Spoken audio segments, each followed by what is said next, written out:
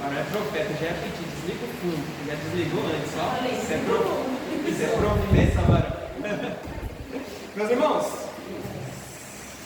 Pai do Senhor, amém. Você que pode abrir a sua Bíblia, Malaquias, capítulo 3, versículo 6. Malaquias, capítulo 3, versículo 6. Estamos no panorama bíblico, os profetas menores, aula 40, irmãos. Última aula do Antigo Testamento, último livro do Antigo Testamento. Você pode dar glória a Deus por isso? Glória a Deus! Glória a Deus, vocês são guerreiros, irmãos. Sobrevivemos um ano inteiro no Antigo Testamento. Glória a Deus.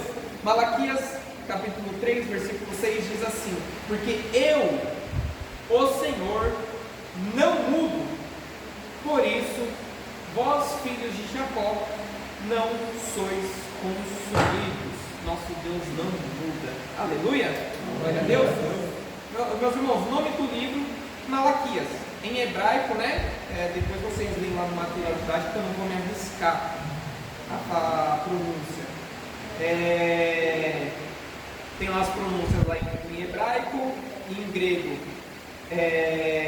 O nome, o significado, é possivelmente um nome próprio mesmo, sem algum significado próprio, mas dá para interpretar ele, né, como um título de O Mensageiro, tá? Mas é mais um nome mesmo.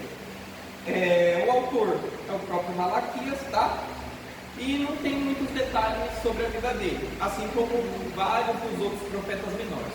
Os profetas maiores a gente sabe bastante, mas os profetas menores é mais sobre a mensagem deles do que sobre a vida deles, amém? E ele é o último profeta do Antigo Testamento antes dos 400 anos de silêncio profético até que vem João Batista e o Novo Testamento, amém? A data é provavelmente entre 450 e 430 a.C., tá? O período pós-exílio. Lembra? O povo habitou a terra de Israel, o povo pecou, os profetas anunciaram que se o povo não se arrependesse, se o povo não se convertesse, seriam cativos. Foram cativos pela Babilônia, 70 anos no cativeiro babilônico. A gente viu lá Ezequiel, Daniel, a gente viu que eles, depois de 70 anos, Deus dá o decreto que eles podiam voltar, e aí depois que eles voltam, o pastor Lucas ministrou sobre Ageu, que tem a reconstrução do templo, quando eles voltam, a reconstrução dos muros, a gente vê isso lá em Esdras, Neemias, e aqui é o período de Malaquias, quando os muros já estão reconstruídos, o templo já está reconstruído, mas mesmo assim Deus ainda continua falando com o seu povo, amém? Depois da reconstrução do templo, dos muros, o templo já é construído em 516 a.C., o povo sofre um esfriamento espiritual. Sacerdotes desprezam o culto, divórcios e casamentos mistos se multiplicam, e a negligência nos dízimos e ofertas, e cresce o ceticismo, né? Onde está o Deus da justiça? E vivem sob o domínio persa sem monarquia, tá? O grande problema de Malaquias não é a idolatria, mas uma religião morta, tá? É bem interessante que no período de Malaquias a gente não vê mais um rei em Israel. Antes do cativeiro tinha o rei Saul, o rei Davi, o rei Salomão, os filhos, né? Que foram as descendências, as duas, o reino dividido, o reino do norte, o reino do sul, rei tanto no norte, rei tanto no sul, mas depois do cativeiro não teve mais rei, tá? O livro, ele é estruturado em algumas disputas, em algumas discussões, tá? Tem uma que é do capítulo 1, do 2 ao 5, que é Deus declarando, né? Deus declara que ama o povo, mas o povo questiona. Como que o Senhor nos ama, né? Depois Deus repreende eles, versículo 6 até o versículo 9. Enfim, a gente vai ver isso no panorama, tá? O propósito do livro é confrontar a apatia espiritual e o formalismo religioso. O que é isso? A pessoa tem o templo, tem a igreja, tem toda a liturgia, mas não estão espiritualmente ligados. Amém? Restaurar a reverência no culto, tá? corrigir sacerdotes e restaurar o verdadeiro sacerdócio, repreender a infidelidade moral e familiar, chamar o povo ao arrependimento, especialmente nos dízimos, preparar Israel para a vinda do mensageiro, né, João Batista, e do Messias. E é o encerramento do cano do Antigo Testamento. Amém? Profetas contemporâneos, né? Como já foi dito, não tinha rei naquela época, tá? Tinha o rei Artaxerxes, tá? Que era na época que era o imperador da Pérsia. E temos alguns profetas que foram contemporâneos de Zacarias. O profeta Ageu, tá? Veio um pouco antes. Zacarias também, que foi a penúltima aula. E o próprio Malaquias, tá? Temos também, além dos profetas, Neemias e Esdras também são dessa época, tá bom?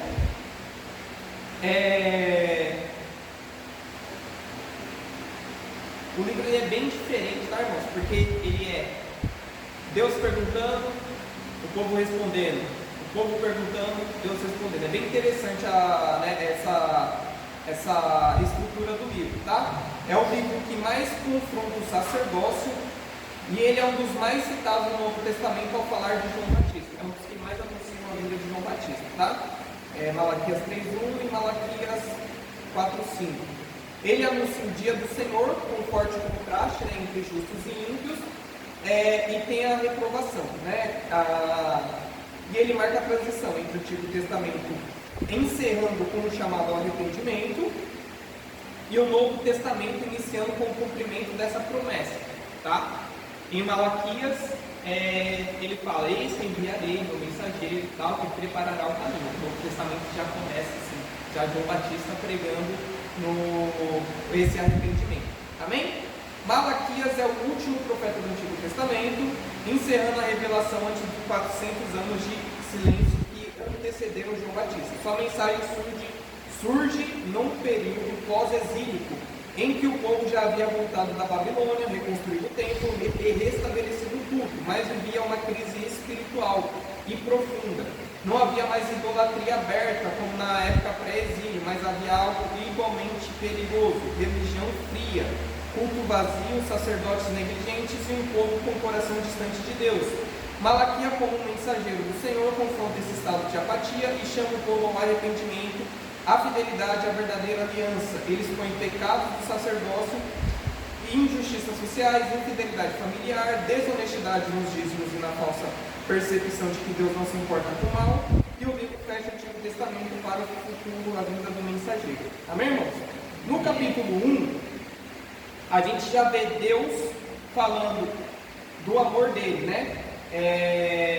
Olha só. Sentença anunciada pelo Senhor contra Israel por intermédio de Malaquias. Eu vos tenho amado, diz o Senhor. Eu vos tenho amado. Isso está no versículo 1, capítulo 1, versículo 1. Olha que interessante. Ele começa dizendo, é uma sentença, que Deus e eu, o Senhor, tem uma sentença contra vocês. Qual que é a sentença? Eu tenho amado vocês. Eu tenho amado vocês. Mas, vós dizeis, nos tem amado? Não nos tem amado? Então assim, Deus está dizendo, eu tenho uma sentença contra vocês. Por quê? Qual que é a sentença? Eu amo vocês. Eu tenho declarado meu amor por vocês. Eu tenho manifestado meu amor por vocês. Eu tenho manifestado meus milagres, meus prodígios, minhas maravilhas. Eu acho que alguém parou o carro na frente de alguém. Então alguém parou o carro. Será que alguém parou o carro?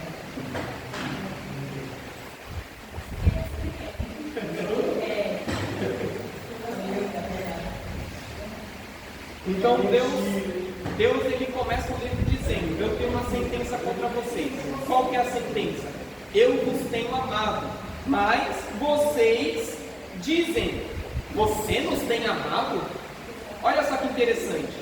O Deus está falando, eu amei vocês desde o princípio, mas vocês ainda duvidam do meu amor. Vocês questionam, será que Deus nos ama mesmo?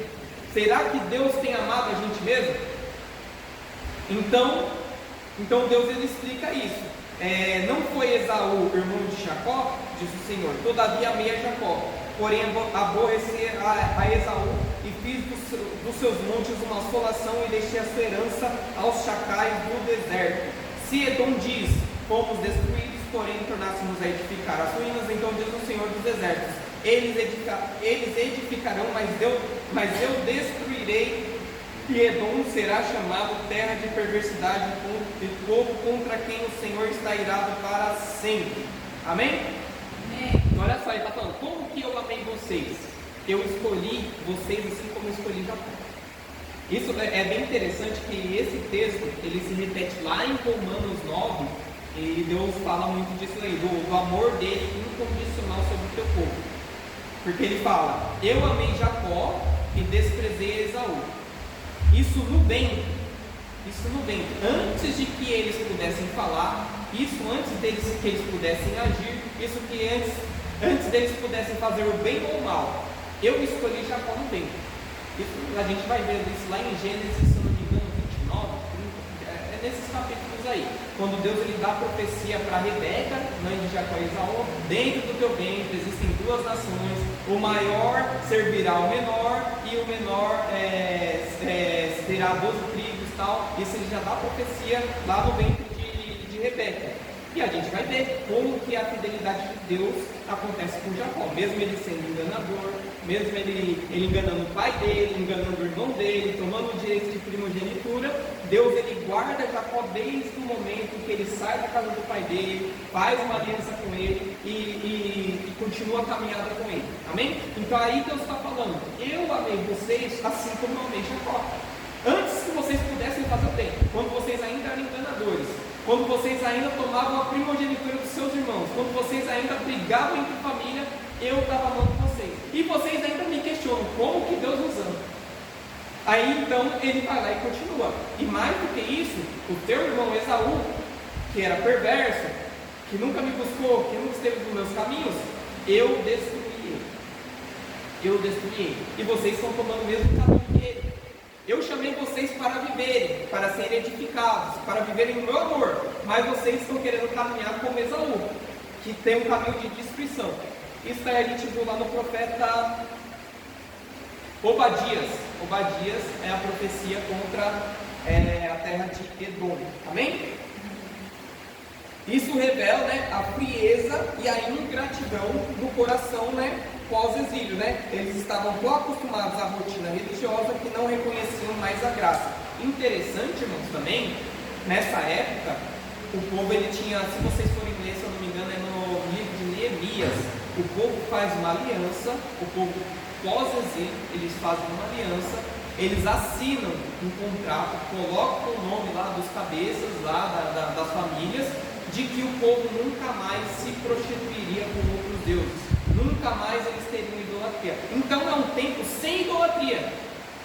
Aqui não está falando Deus não está falando para eles, vocês se prostituíram com Baal, com Azera, com Moloque, com os outros deuses. Não, vocês estão fazendo um culto só de rotina e não estão vendo o meu amor por vocês. É isso. Então ele fala de Esaú e de Jacó e de Esaú, tá? Que é independente das circunstâncias, o amor de Deus. Depois disso, o foco muda para os sacerdotes, que deveriam ser os principais exemplos de reverência. Em vez disso, eles oferecem animais cegos, mancos, doentes. Isso era uma direta violação à Torá, lá em Levítico, como a gente já viu, como que deveria ser feito os holocaustos. Vale a pena a gente ler esses versículos. Versículo 6 em diante, o filho honra o pai, e o servo honra ao seu senhor. Se eu sou pai, é Deus falando, se eu sou pai, onde está a minha honra? E se eu sou o Senhor, onde está o respeito para comigo? Olha só a palavra que Deus está falando para o seu povo. Diz o Senhor dos exércitos a vós outros, ó sacerdotes, não é para descrente, vamos para o sacerdote, conhecedor da palavra. Ó sacerdotes que desprezais o meu nome, vós dizeis, em que desprezamos nós o teu nome? Então Deus responde, vocês oferecem sobre o meu altar pão imundo e ainda perguntam, em que te havemos profanado? Nisso que pensais, a mesa do Senhor é desprezível. Quando trazeis animal cego para o sacrificardes, não é isso mal? E quando trazeis o coxo, o enfermo, isso não é mal? Ora, apresenta essa mesma oferta, apresenta ao teu governador, acaso ele terá agrado de ti? E te será favorável, diz o Senhor dos Exércitos. Agora, pois, suplicai o favor de Deus que nos conceda a sua graça. Mas com tais ofertas nas vossas mãos, aceitará ele a vossa pessoa. Isso lembra muito a oferta de Abel e Caim.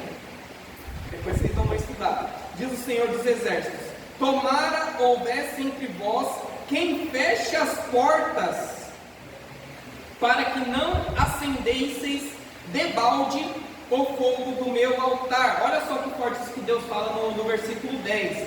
Tomara, quem dera, houvesse entre vocês alguém que fechasse as portas da onde? Da igreja, do templo, para que não acendesseis debalde. Na tradução de vocês está assim também? Debalde? Para quem não sabe a palavra debalde, é pegar com balde. Brincadeira, não é isso não. Debalde é uma palavra. Debalde significa em vão. Cadê o... no telão está em vão. É isso. Debalde significa em vão. Não é você pegar um balde e acender, não. Tá? Em vão. O que é acender o fogo do altar em vão? Vamos voltar lá em Levítico. Levítico, um dos versículos mais conhecidos do livro de Levítico é: o fogo arderá sobre o altar continuamente e não se apagará. É um dos versículos mais conhecidos. Tem música, a gente canta sobre isso. Então Deus está falando: fecha a porta da igreja e apaga o fogo. Por quê? Porque o fogo é em vão. O que é um fogo em vão no altar? O que é um fogo em vão no altar? É o que Deus está falando. É um fogo que não é para Deus. É o fogo estranho, aquele que Nadab e Abiú, os filhos de Arão, acho que é esse, apresentaram para Deus e foram consumidos. Então Deus está falando: quem dera houvesse quem fechasse a igreja. Eu destruí o templo, eu mandei vocês para a Babilônia e o meu amor trouxe vocês de volta. Para quê? Para vocês trazer o animal cego, o animal coxo, o animal doente e apresentar diante de mim como oferta. Apresenta isso para os seus governadores, para ver se eles vão gostar. Vai ofertar isso daí para os seus governadores, para ver se eles vão aceitar vocês, para ver se eles vão ser favoráveis a vocês. Olha que interessante, irmãos. O que era o holocausto? A gente já falamos sobre isso lá em Levítico também. Holocausto, oferta queimada sobre o altar. Como que era feito? O livro de Levítico explica bem, mas eu gosto bastante da explicação que a gente vê lá em Samuel. Lá em 1 Samuel, se eu não me engano, no capítulo 3. Vai dizer que Ofni e Finéias, filhos do sacerdote Eli, eram perversos. Eram homens que profanavam o altar de Deus. Como? Chegava o ofertante com seu animal para sacrifício, eles imolavam o sacrifício. Como que era o holocausto? Repartiam o animal sacrificado, uma parte era para Deus, era queimada, normalmente a gordura, que subia com cheiro agradável para Deus, como oferta. Quem faz churrasco sabe, né? Você joga a gordurinha lá, é o cheirinho que dá até fome. Então, o holocausto era mais ou menos um churrasco. Tinha a parte de Deus, tinha a parte do sacerdote e tinha a parte do próprio ofertante. A Bíblia diz lá eu acho que é Samuel 3, que Ofni e Finéias, eles pegavam um garfo muito grande e tomavam a parte deles, tomavam uma parte do que era de Deus e tomavam uma parte do que era do ofertante. Então, por que o povo estava fazendo isso? Por que o povo estava profanando o altar de Deus? Porque o povo vivia da agropecuária. O povo vivia da plantação e do gado. É isso. Agora imagine, eu tenho a minha horta e tenho o meu gado. Eu tenho animais que trabalham no meu gado, bois que puxam carros, que puxam arado. E aí um desses meus animais, ele tropeça num buraco e quebra a pata. Aquele boi ele não serve mais para trabalhar. Então eu penso, vou oferecer esse boi para ser sacrifício para Deus. Por quê? Porque esse meu boi, ele não serve mais para trabalhar, mas para Deus ele serve. Então eu tenho um animal que ele ficou cego. Ele não serve mais para trabalhar, mas para Deus, para o altar de Deus, ele serve. Eu tenho um animal que está doente. Eu não posso mais comer porque eu posso pegar essa doença, mas para o altar de Deus ele serve. É isso que o povo estava pensando. É isso que o povo estava dizendo, porque vai queimar mesmo. Vai ser só fumaça mesmo. Mas Deus está dizendo, onde está a minha honra? Onde está o respeito para comigo? Onde está? Apresenta isso para o governador de vocês. Então o povo estava pensando em si mesmo. O ritual era vazio. O ritual não era, eu estou oferecendo o melhor para Deus. Como eu disse, lembra-se da oferta de Abel e Caim. Vai dizer que Deus rejeitou a oferta de Caim. Na verdade, Deus rejeita Caim e depois rejeita a sua oferta. E por outro lado, ele aceita Abel para depois aceitar a sua oferta. E aqui é o que ele está falando. Por acaso eu vou aceitar a vossa pessoa? Não é o sacrifício que Deus está rejeitando, ele está rejeitando o ofertante. Porque não se trata da oferta, se trata do ofertante, se trata do coração do ofertante. Amém? Glória a Deus. Glória. Então vocês estão desprezando a casa de Deus, vocês estão desprezando o meu altar, e o fogo que vocês estão queimando fogo para vocês mesmos. Então é melhor fechar a porta, é melhor baixar a porta e acabar a brincadeira de vocês. Amém? Aí ele vai lá e diz, eu não tenho prazer em vós. A gente leu o livro de Sofonias, Deus falando, eu jubilarei junto com vocês. Livro de Sofonias, eu cantarei junto com vocês. E olha só o que no livro de Malaquias Deus está falando. Eu não tenho prazer em vocês, diz o Senhor dos Exércitos, nem aceitarei da vossa mão a sua oferta. Mas desde o nascente do sol até o poente, é grande entre as nações o meu nome. Amém? E em todo lugar lhe é queimado incenso e trazida ofertas puras, porque o meu nome é grande entre as nações, diz o Senhor dos Exércitos. Olha o que ele está dizendo. Se vocês estão me desprezando, eu levanto outros povos para me adorar em espírito e em verdade. E isso é isso que ele fez. É isso que ele fez. Nós, os gentios, né, vai dizer que ele veio para os que eram seus, mas os seus o rejeitaram. Assim, todo aquele que nele crê, ele deu o poder de ser chamado filho de Deus. Amém? Capítulo 2, para a gente não encerrar muito tarde aqui. Ele fala da aliança com Levi, tá? A aliança com Levi é justamente isso, falando com os sacerdotes. Os sacerdotes eram da descendência de Levi. Então, a gente vê a primeira aliança com Levi lá no Monte Sinai. A segunda aliança com Levi, a gente vê da descendência de Finéias, que foi aquele homem que quando estavam fazendo uma prostituição, culto ao amor arraial, aquele homem ele acabou com aquilo. Está lá em Números também, Finéias. E também tem várias outras alianças que Deus vai fazendo dentro da descendência de Levi. Se vocês pesquisarem, Zadok, vários sacerdotes que tiveram essa aliança com Deus. Então ele está falando uma aliança com Levi de vida e paz, né, e temor.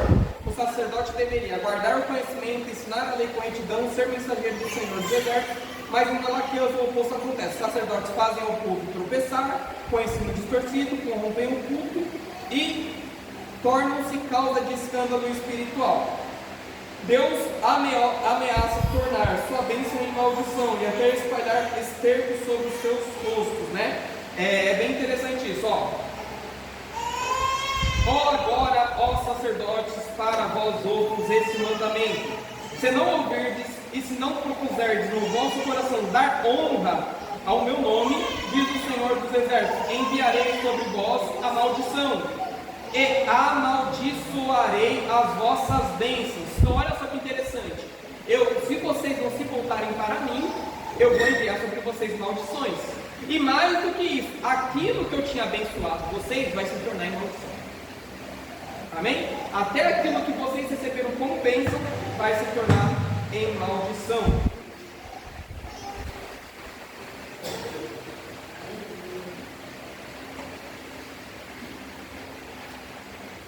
Então ele fala, ele ainda está falando, né, daquele assunto da profanação do altar, mas bem específico para os levitas que estavam profanando, né, também a aliança que foi feita, né?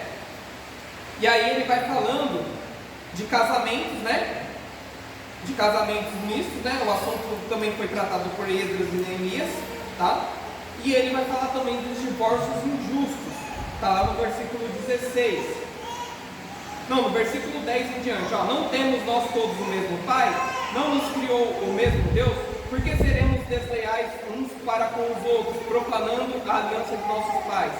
Judá tem sido desleal e abominação você tem cometido em Israel e em Jerusalém, porque Judá profanou o santuário do Senhor, o qual ele ama, e se casou com adoradora de Deus estranho.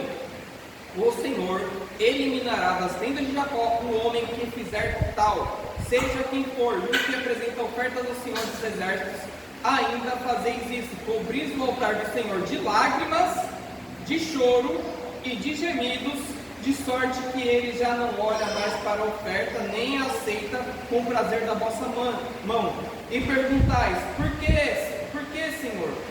Porque o Senhor foi testemunha da aliança entre ti e a mulher da tua mocidade, com a qual tu foste desleal, sendo ela a tua companheira e a mulher da tua aliança. Olha só, vocês cobrem o altar de Deus, de ofertas, de sacrifícios. Mais do que isso, vocês choram, vocês gemem, vocês gritam, vocês lamentam, mas tudo isso é em vão. Por quê? Porque a aliança que vocês fizeram no seu casamento, vocês estão sendo desleais, vocês são adúlteros, vocês desprezam a pessoa que caminhou com você desde o começo da sua trajetória, a pessoa que você fez uma aliança perante Deus, você está se divorciando, está desprezando.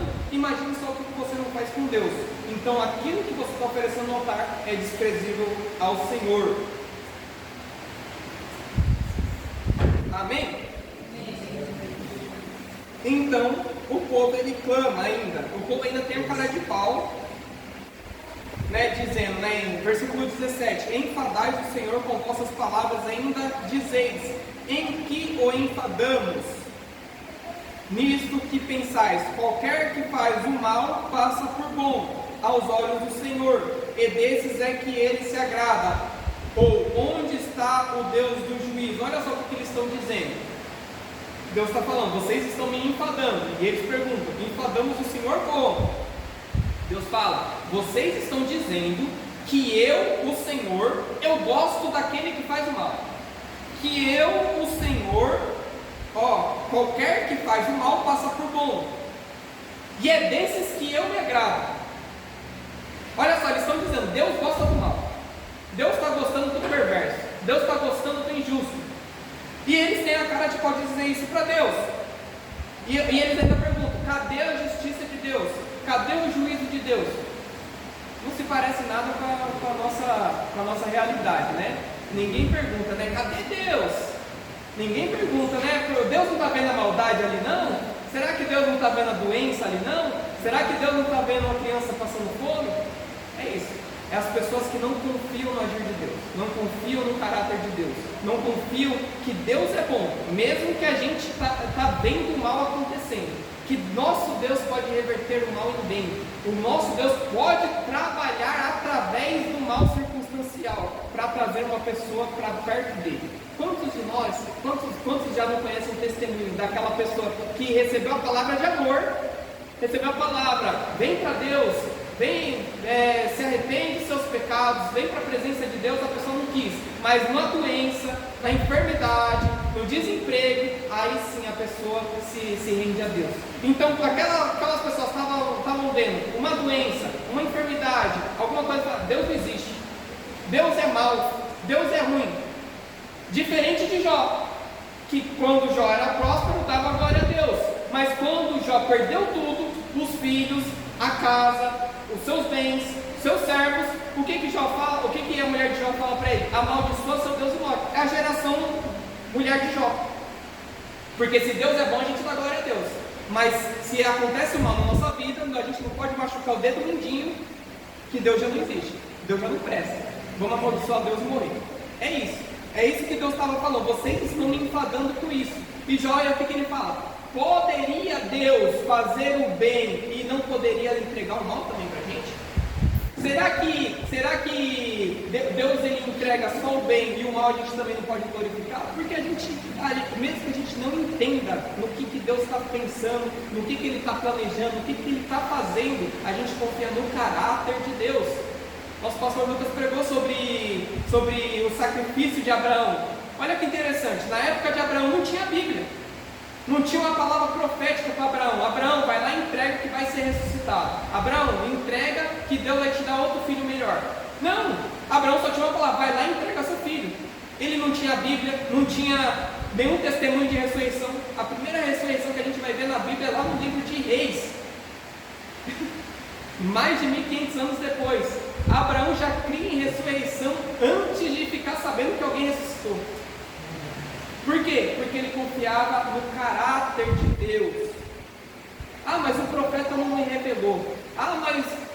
Gente, confia no caráter de Deus. Nosso Deus é bom e a misericórdia dele dura para sempre. Amém? Capítulo 3. Ele já começa bem. Eis que eu envio o meu mensageiro que preparará o caminho diante de mim. De repente virá ao seu tempo o Senhor a quem vós buscais, o anjo da aliança a quem vós desejais. Eis que ele vem, diz o Senhor dos exércitos. Olha só, o capítulo 2 termina Deus exortando o povo. Vocês estão dizendo que eu não existo, que eu gosto do mal, mas olha só o que eu vou fazer para vocês. Eu deveria destruir vocês. Mas não, eu vou enviar um mensageiro. Vou enviar um mensageiro para preparar o caminho para vocês. Porque o coração de pedra de vocês merece um novo nascimento. Amém? E ele vai guiar vocês de volta ao tempo. Amém? Então, o capítulo começa com uma das profecias mais importantes sobre o Novo Testamento, o envio do mensageiro que prepara o caminho do Senhor.